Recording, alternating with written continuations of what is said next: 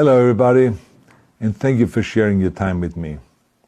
I'm sending this message through various different channels to reach my dear Russian friends and the Russian soldiers serving in Ukraine. I'm speaking to you today because there are things that are going on in the world that are being kept from you, terrible things that you should know about. But before I talk about the harsh realities, let me just tell you about the Russian who became my hero.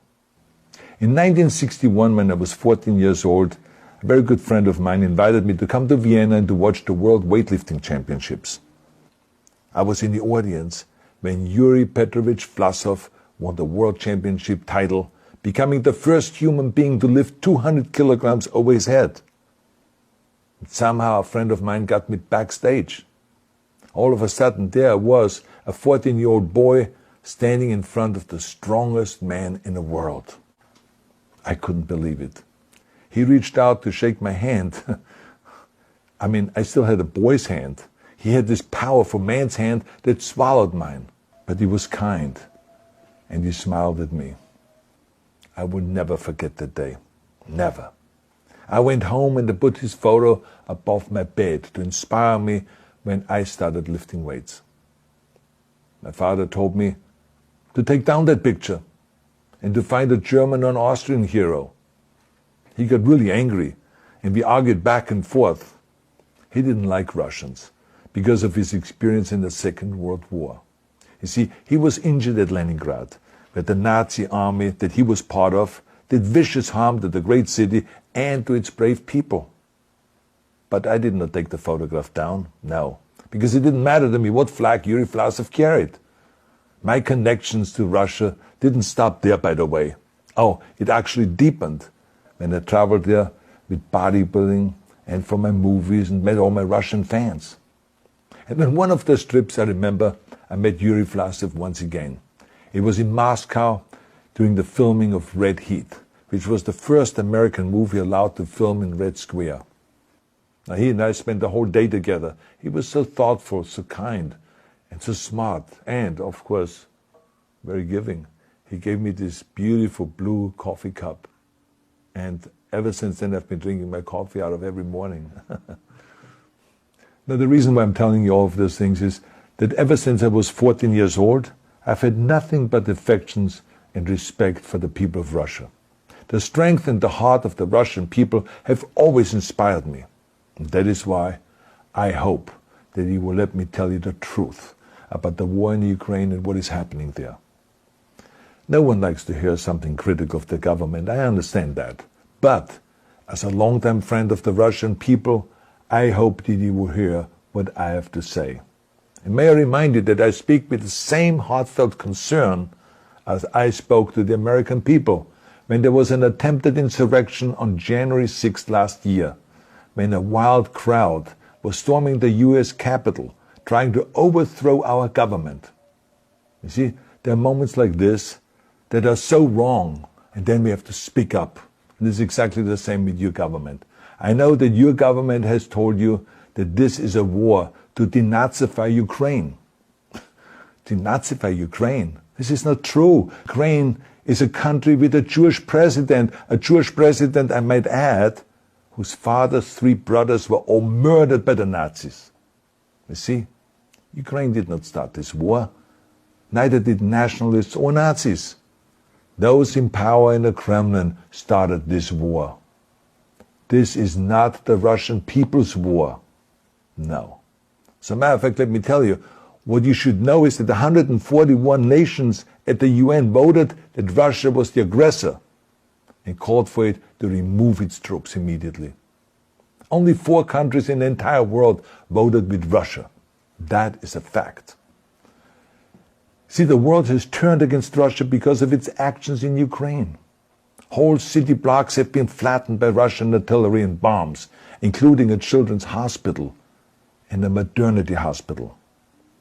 3 million Ukrainian refugees, mainly women, children, and elderly, fled their country, and many more are trying to seek to get out. It is a humanitarian crisis.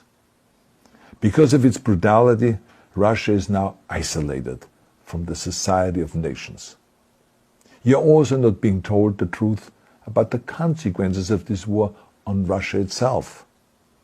I regret to tell you that thousands of Russian soldiers that have been killed. They have been caught between Ukrainians fighting for their homeland and the Russian leadership fighting for conquest.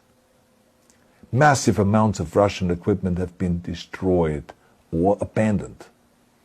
The destruction that Russian bombs are raining down upon innocent civilians has so outraged the world that the strongest global economic sanctions ever taken have been imposed on your country.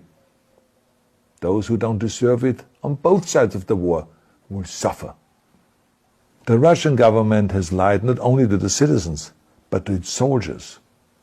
Some of the soldiers were told they were going to fight Nazis.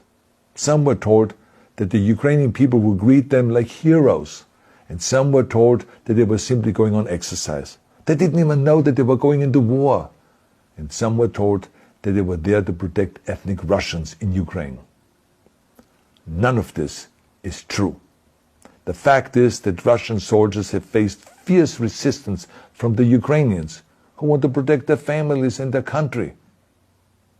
When I see babies being pulled out of ruins, I think that I'm watching a documentary about the horrors of the Second World War, not the news of the day. Now let me tell you, when my father arrived in Leningrad, he was all pumped up on the lies of his government. And when he left Leningrad, he was broken, physically and mentally. He lived the rest of his life in pain. Pain from a broken back, pain from the shrapnel that always reminded him of these terrible years, and pain from the guilt that he felt. To the Russian soldiers listening to this broadcast, you already know much of the truth that I've been speaking. You have seen it with your own eyes. I don't want you to be broken like my father. This is not the war to defend Russia that your grandfathers or your great-grandfathers fought. This is an illegal war. Your lives, your limbs, your futures are being sacrificed for a senseless war condemned by the entire world. Now, to those in power in the Kremlin, let me just ask you, why would you sacrifice those young men for your own ambitions?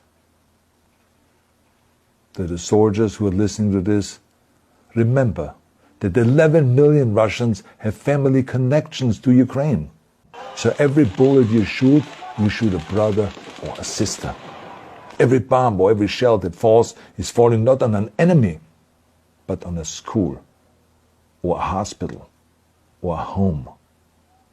I know that the Russian people are not aware of such things are happening.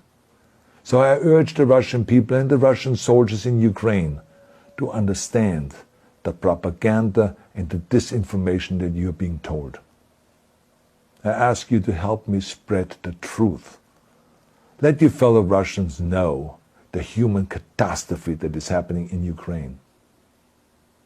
And to President Putin I say, you started this war. You are leading this war. You can stop this war. Now, let me close with a message to all of the Russians who have been protesting on the streets against the invasion of Ukraine. The world has seen your bravery. We know that you have suffered the consequences of your courage. You have been arrested, you have been jailed, and you have been beaten. You are my new heroes. You have the strength of Yuri Petrovich Vlasov. You have the true heart of Russia.